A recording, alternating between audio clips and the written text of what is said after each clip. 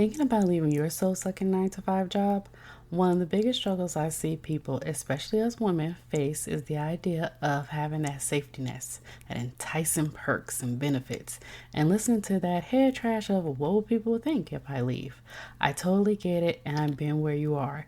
That's why I created a free guide to help you if you're thinking about putting in that notice.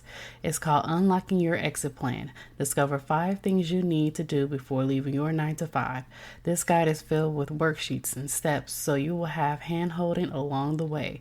You can download your copy in the link in the show notes, and again, it's totally free. Now back to today's episode. Hey there, let's face it. Today's internet world is so saturated and everyone is fighting for that number one spot to be visible. It is no longer about running ads and having thousands of people on your email list. It is about building relationships and networking with others to grow your business and become visible. Hi, my name is Candace. I'm a podcast launch strategist and I help service-based business owners develop and deliver their message to the world by using platforms like podcasting and bringing valuable content to those who need to hear what they have to say. Welcome to the Hello C.S. Dorsey podcast. Welcome back to another episode of the Hello C.S. Dorsey podcast. I have a Thomas Stepkoski here from tomstepcoaching.com. How are you doing today? Good. I'm great. Thanks for having me, Candace. Oh, we're so happy to have you on. So could you tell everyone who you are and what you do?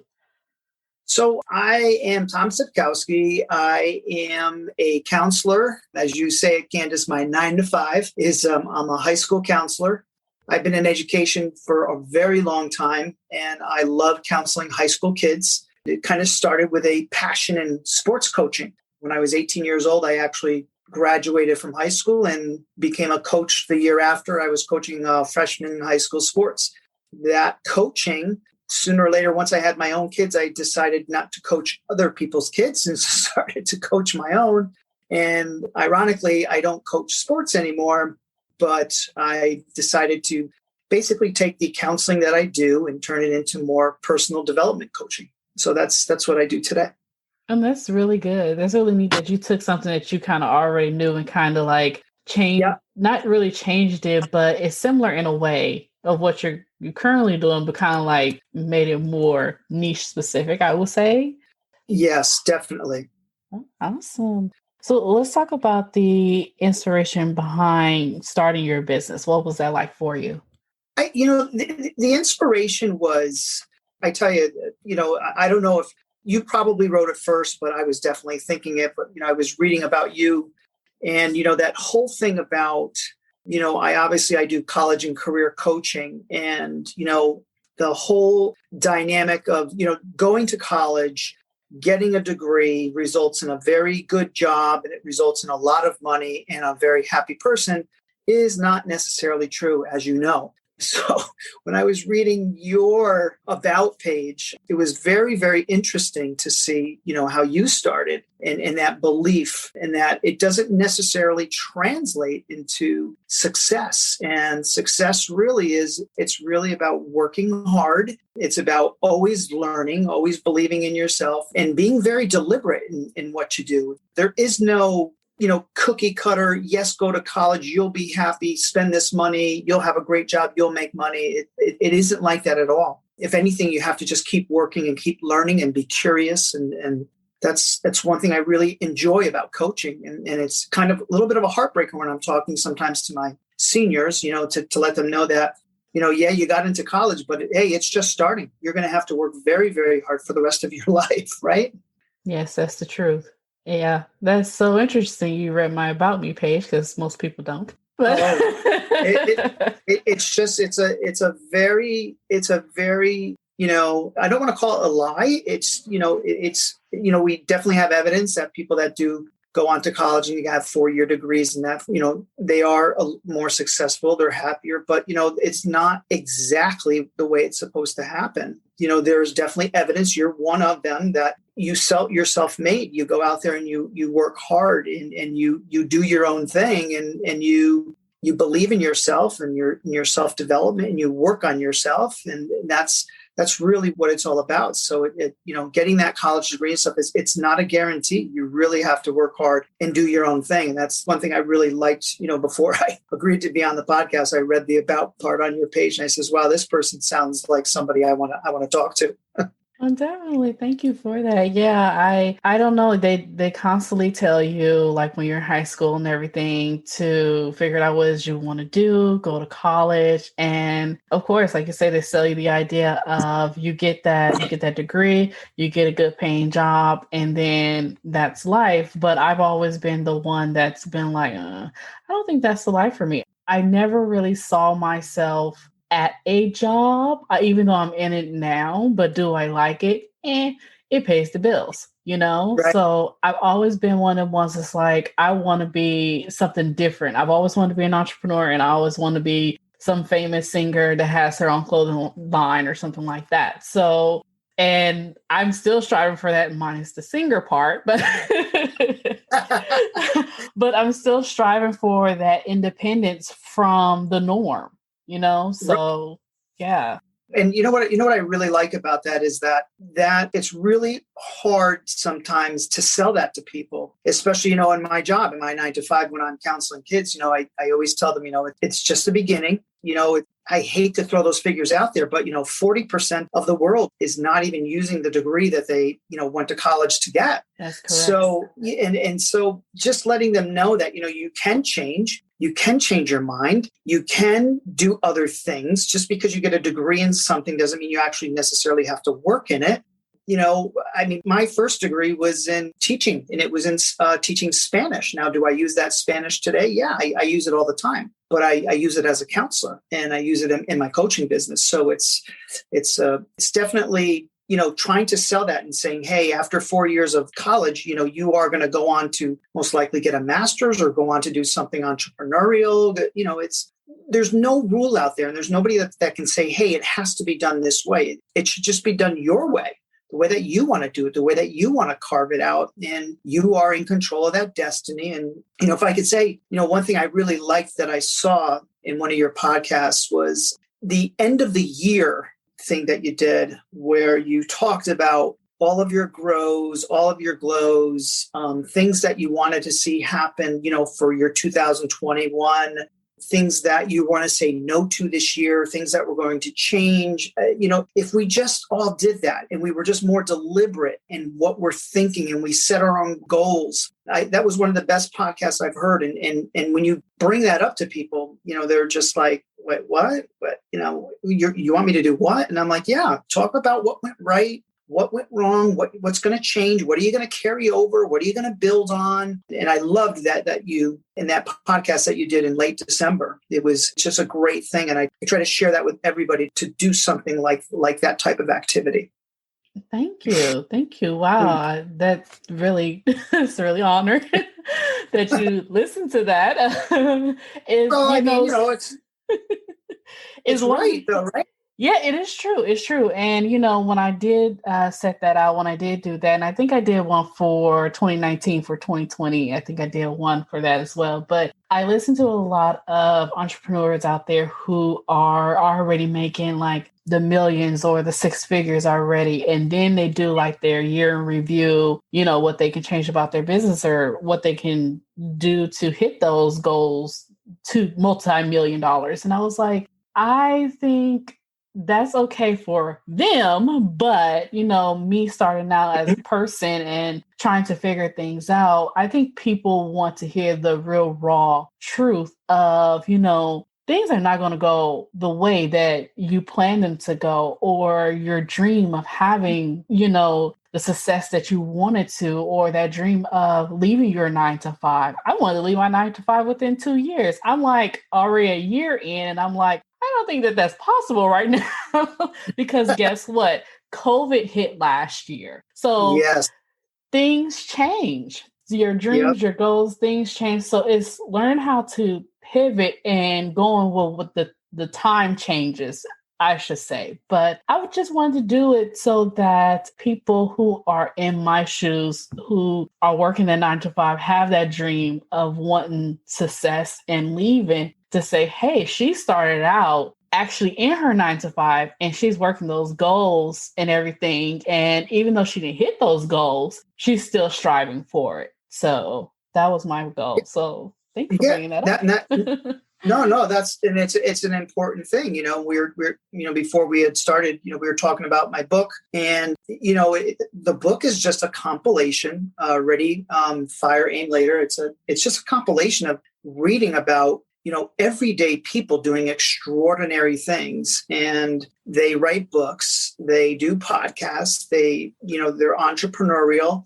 And I just started to see and notice, over the past 15 years that basically everybody is doing the same thing. They have the same types of habits. And I just decided to, compile all of those habits. And one of those habits is exactly what we were just talking about is, your tooth is hurting, you go to the dentist. You have a medical problem, you probably go to your primary physician. Why wouldn't you look in the mirror, you see something is wrong with your face, then, you might go to a dermatologist. So, but when you say, let's work on your goals, it's a little foreign, I think, to people to let's say, well, let's talk to a life coach or a results coach or a success coach, or, you know what I mean? They're still not too comfortable with it, but it really makes a lot of sense for you at the end of the year to check in with yourself and check in with your goals and see where you are. And, if you're not measuring, then how do you know if you're getting better? If you're afraid to look in that mirror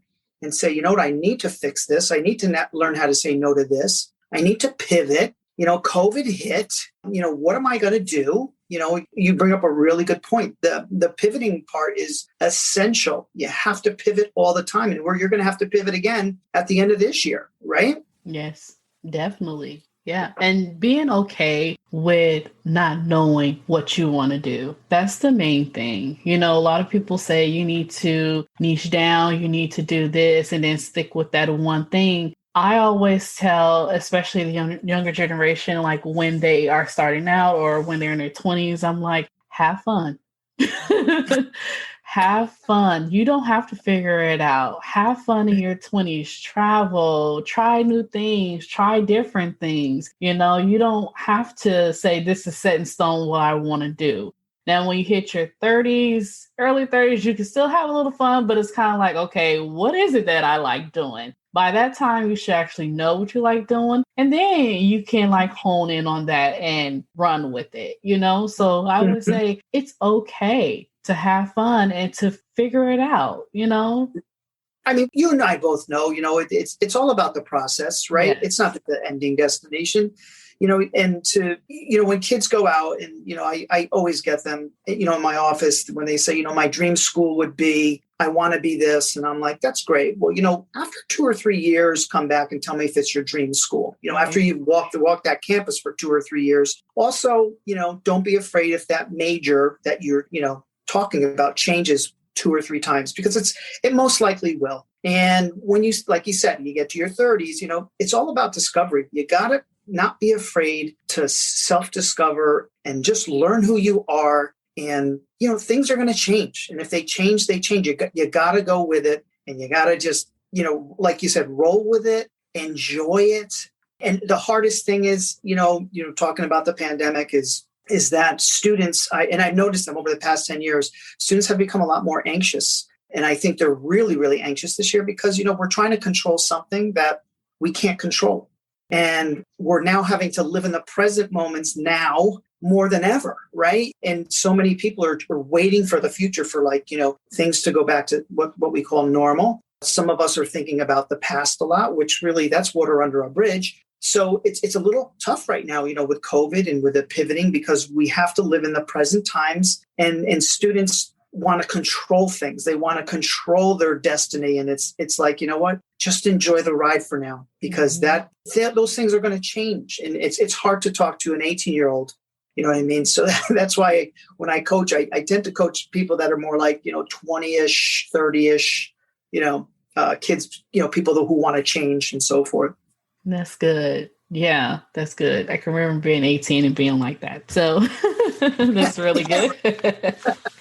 Oh my goodness. So, can you remember a time in your business or starting out when you had a hello moment? So, like your light bulb moment.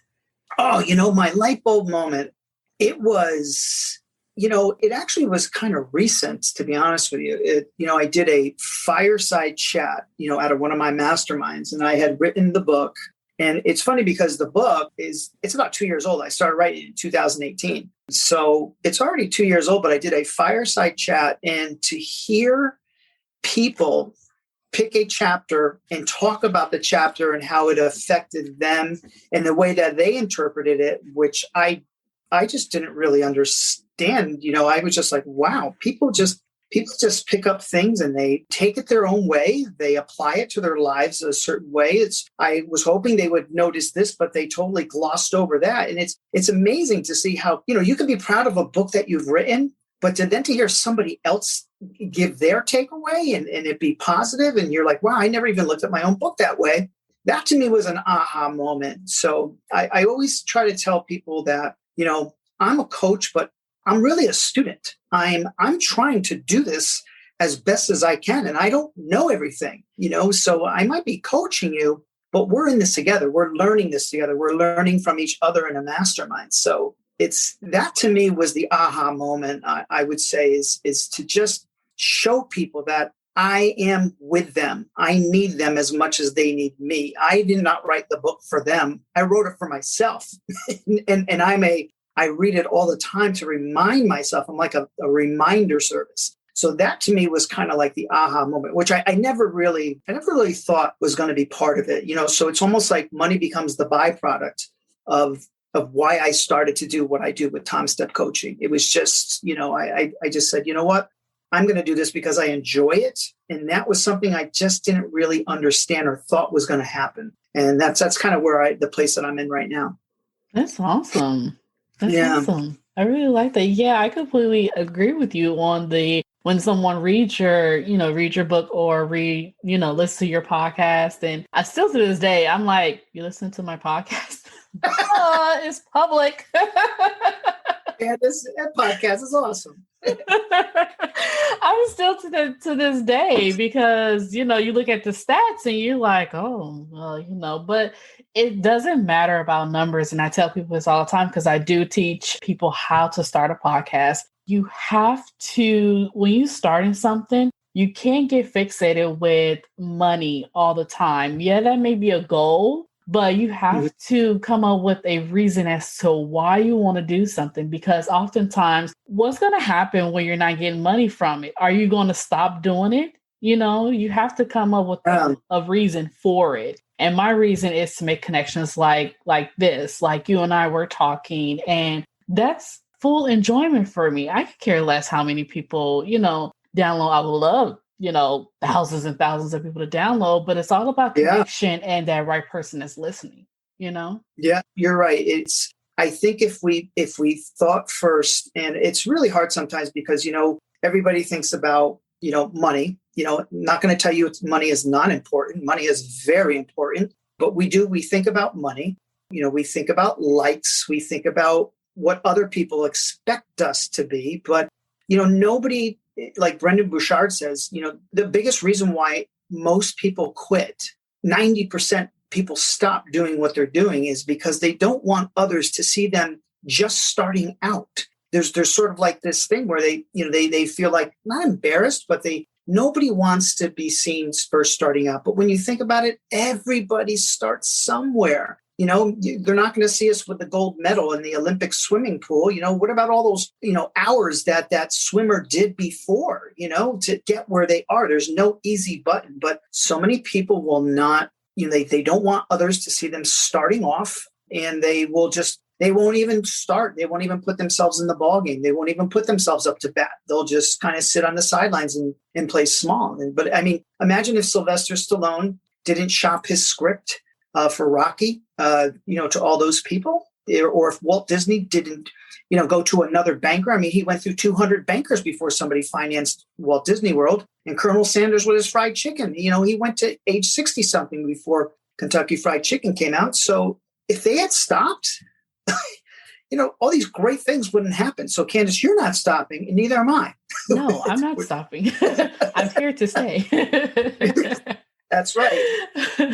It's so funny that you mentioned about Walt Disney and Kentucky Fried Chicken. It was a post going around about the Queen's Gambit. I'm pretty sure the whole world already saw that. Yep. But the person who actually wrote the script and everything did it back in the 80s. And Right. yeah, and it took them almost like 35 years because people was like, don't nobody care about, chess, or don't nobody want to see a movie about chess. And just the right timing, Netflix, love Netflix, picked it up and it became a hit. A hit. So amazing. It really is amazing. I think that, all of us, sometimes we don't get those we're used to that instant gratification. We don't get it and we decide, okay, let's say damage control. And I think, we got to stop with damage control. We have to wait. We have to live it out. Keep going, keep moving, as long as you're moving in the right direction and you're making progress, because when you sit still, you know how it is. When you are not climbing, right, you're sliding and no pausing. You just got to keep going and trust the process and it'll work. So many people stop right when they're about to hit pay dirt, right? And they just stop. And it's like, please just keep going. You were so close. And I think that's what stops a lot of people in their tracks or never lets them really move forward, right? That's the truth. Yeah. Get discouraged really quick. And I can say that I am one of those people who was like that. I'm still am a little bit, but we all are. Yeah, to a certain point. But then it's like, well, now I have to ask myself, if I stop this, what could have happened if I kept going?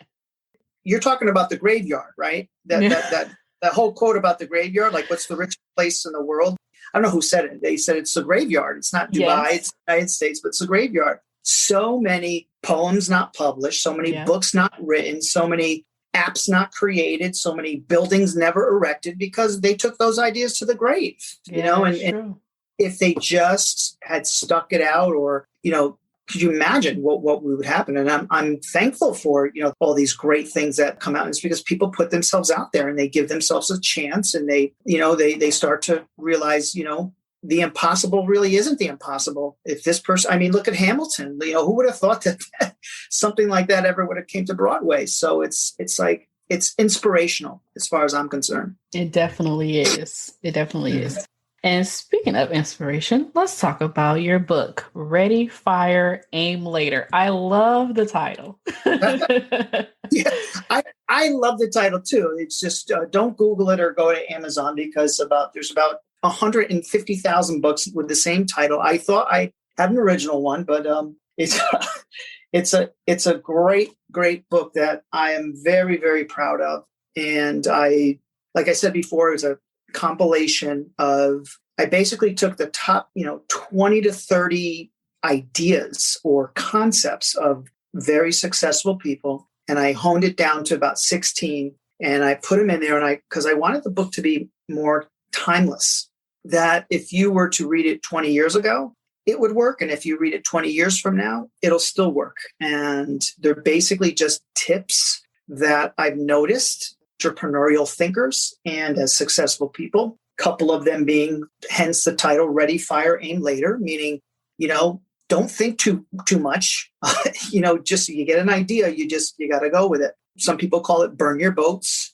Some people, a lot of different ways you could say it. Another one of the chapters I have is called Be Very Aware of the Naysayers. And, those people that will kind of, talk you right out of, what you really want to do. And they could be your mom or dad that they're saying, hey, I'm going to start a podcast. And they might say, well, good luck in this economy. They don't mean to really, be a naysayer, but, they're being protective. They're being careful and they'll say something like that. And I've noticed that very successful people, they have their own circle. They're very private circles and they are people that are around them in their masterminds that just push them up. And they're very careful with naysaying beliefs, right? So it's basically a lot of tips like that, 16 of them that I came up with that I've noticed reading for over 20, 30 years that just seem alive back then. And they're probably going to be alive for the next 20, 30 years. And somebody will just be saying it differently. And just kind of my way of saying it. Awesome. I love it. Is it on Kindle? It is not on Kindle. It's right now, I just have it at my website at tomstepcoaching.com. And you could just hit there or you could do tomstepcoaching.com/the-book, or it's at Lulu Press, and you could go to lulupress.com and get it there. But it's something I'm very, very proud of. And I've been able to basically build classes out of it. I've been able to build my YouTube channel by reading some of the chapters, actually talking out some of the chapters on the YouTube channel. And it serves as my inspiration for a lot of my posts on Instagram and on Facebook. So I'm writing it as long as I can. That's awesome. That's great. Yeah, I'm definitely going to pick up a copy. I'm definitely interested in it. Awesome. Yes, that's really good. Yeah. All right. So any last minute advice you have for our listeners out there?